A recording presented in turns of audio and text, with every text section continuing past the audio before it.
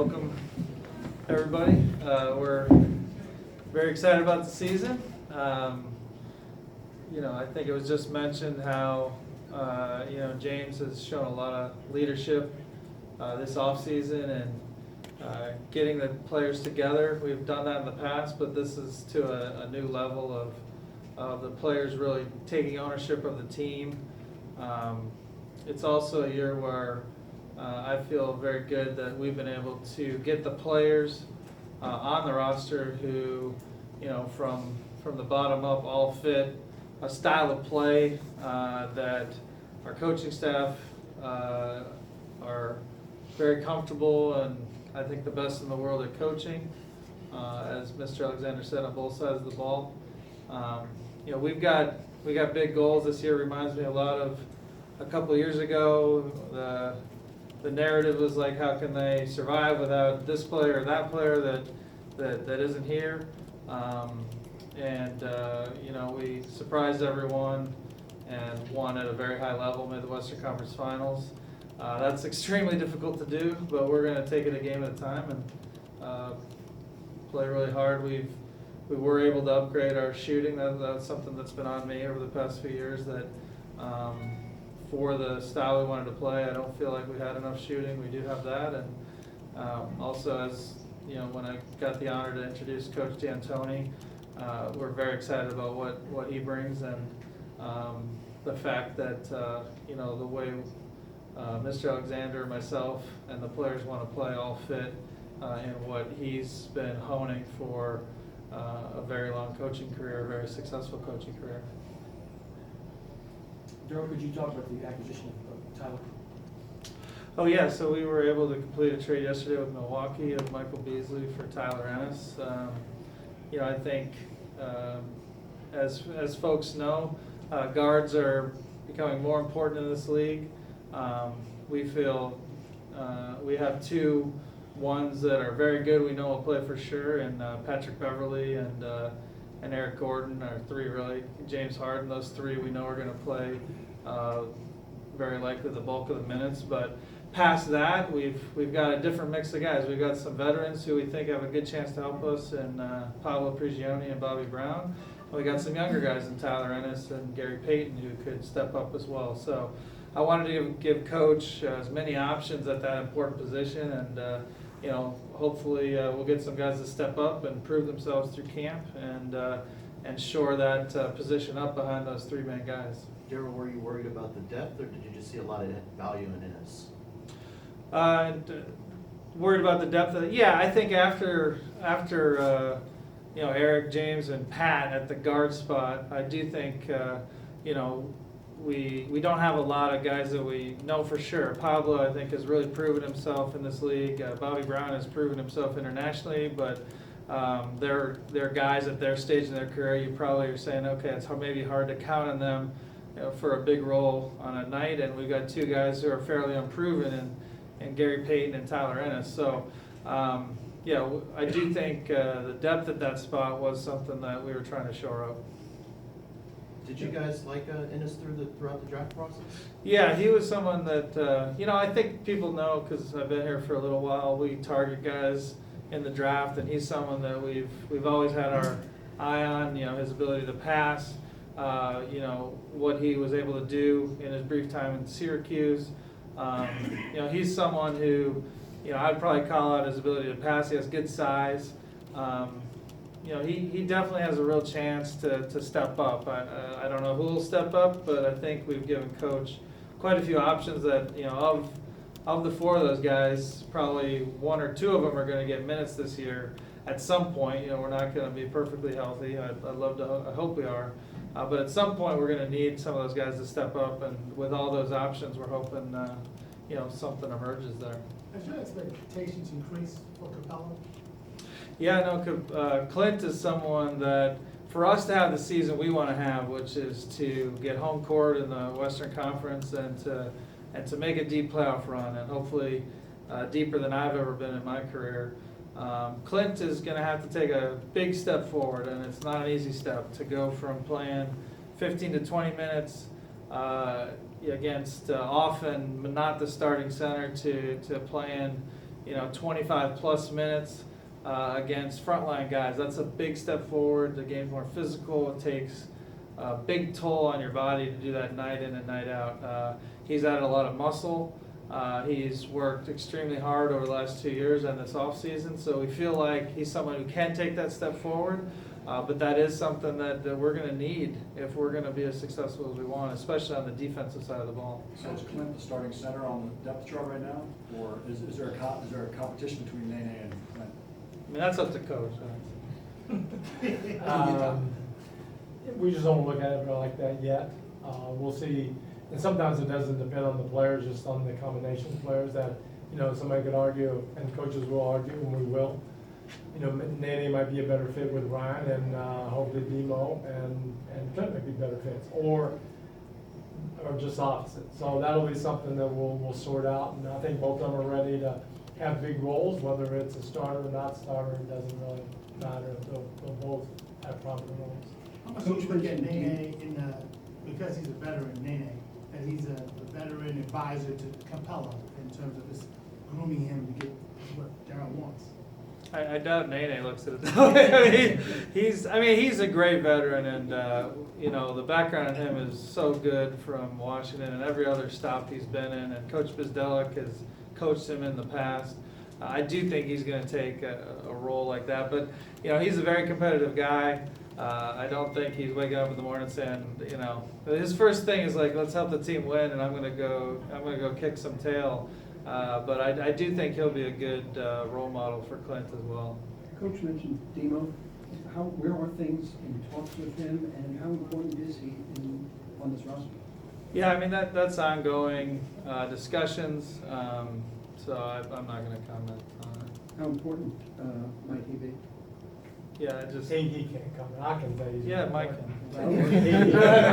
He can't tell you that.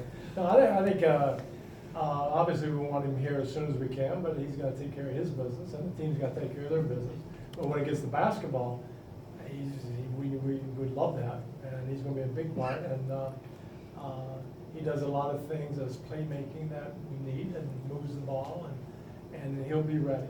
So as soon as the business part of it is taken care of, he's going to be ready. He's always ready. So with the new coaching staff, half the roster new, how much more important does that make it for him to be here as part of it? But even beyond him, just in general, how important does it make the week before you go to China? Well, you would love it. I think every coach gets nervous because it isn't, but I just treat it like, hey, he can show up with the flu and be out for a week. So be it. And that's just how it is. So I'm not worried about it. Something that I can't control personally. And in December, I don't think we'll be talking about, oh, he's 3 days late or got here early, or it's. And he's smart. He's a smart player. He'll pick it up quick. And we don't do that many things complicated. So he's a good basketball player. Even beyond him or any one player, if you're a new coaching staff, your first year, is that first week before you do something like the China trip, does it become more vital to get the work done? Right. With the training camp getting interrupted the way it is? I don't think we approach it any different because we're going to try to get it done very well, whether we stayed here or went to China or whatever. I don't know if it's more important. I can't tell you. It's always important. So we're going to do the best job we can as coaches to prepare them as well as we can, knowing that it is a long season and knowing that there will be some rough edges at the beginning, just getting into what we're teaching and getting them to be able to react instinctively instead of being taught. You can't play basketball thinking what we just told them to do, but after a while, it's just reps. The more reps, obviously, the better it'll be. But we'll have enough time once we get everybody together and get into it. Even going to China, it's a trip, and then we'll get over it and we'll have good work in China.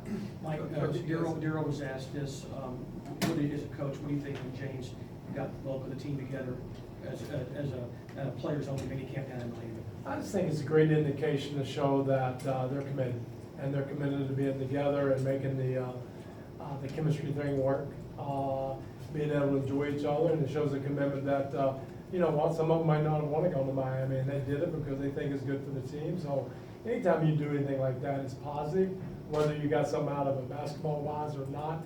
Chemistry-wise, definitely you got a lot of good things. So hats off to them. They're serious about trying to have a great season, and so it's 20 other teams. So, Bless you. we're right there with everybody else. We can't fool ourselves and thinking that, oh, we went to Miami, we'll be fine.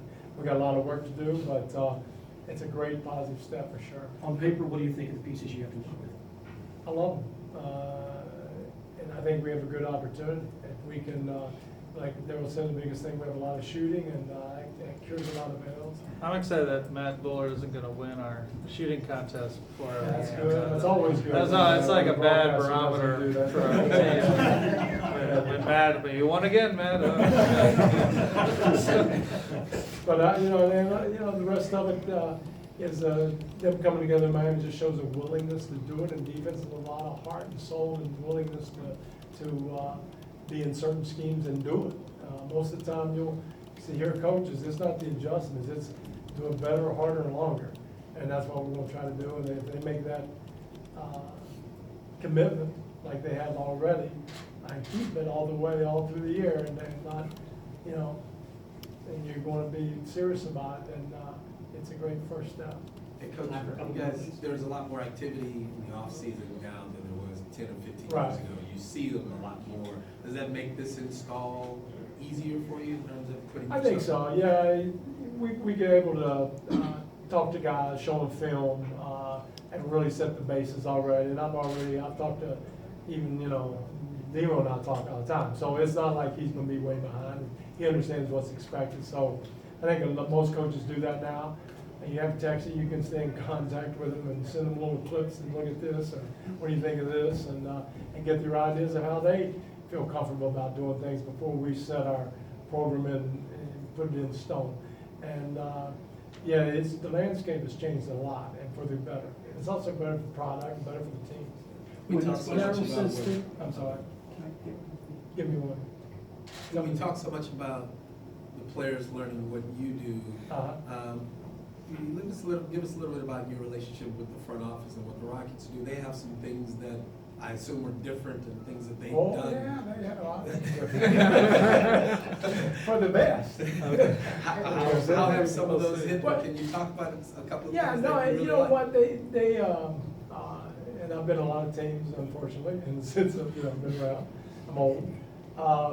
The information we get is a lot. It's also, wow, look at this, and some things you had gut feelings, and you would like to go that way, but you kind of tiptoe, and now when you have the hard data, say, you know what, that's what you should do, then it's like, oh, without hesitation. So hopefully all the data and the work that, and the information that we get every day on a daily basis about players, about the teams, about combos, about other players, about what the league best are doing at pick and roll, that gives us a lot more confidence. But better than even that, you can tell the players the same thing, and now they'll be on the same page, and they're not questioning, well, in junior high, I didn't do that. I had a coach in junior high told me to do this. Well, we're showing them this is why we do this. It's not because we have a wild idea. And when you have that, and that's why I love coming here, that from the owner, the general manager, to myself, to the players, we're all on the same page. And we want to play this way, and it's been proven this way. And then the stats come in and go, hey, this is how we need to play. I don't have to argue or talk or hope they believe it. They do believe it. It's true. Will you hear Daryl mention 55-win Western Conference Finals team, a comparison to that, or a goal to go even They only further? won 55, we won 50, 52 we won- in Phoenix. So you're cool with that? Well, hold on, we want 56A. B, I said it reminds. I'm sorry, sound like it. I want Where was that 60. game in I February? also said it reminds me of 2 years ago. I didn't put a win total. No, you know you did. And you No, know I think what, you win. Roy, we can dance around and, hey, you have to win in this league, and I can, so, you might win 56, and for a lot of coaches, that's not enough, they get fired. Or you might be coach of the year, that's not enough, and you get fired. So there's a lot of things go into it, I don't worry about that now, I never have, and I'm gonna coach the best I can, and we're gonna try to win every game. I hope we win 82 of them, so, that's the only way I can see how to approach it, and I have fun doing it that way, and we're gonna play every game to win, and I hope it's a lot of Thank you, gentlemen, appreciate it. Thank you, guys. Thanks, guys. Pat, you get trophies for one of those shooting contests? Not Extra money? No bonus or nothing? Just recognize.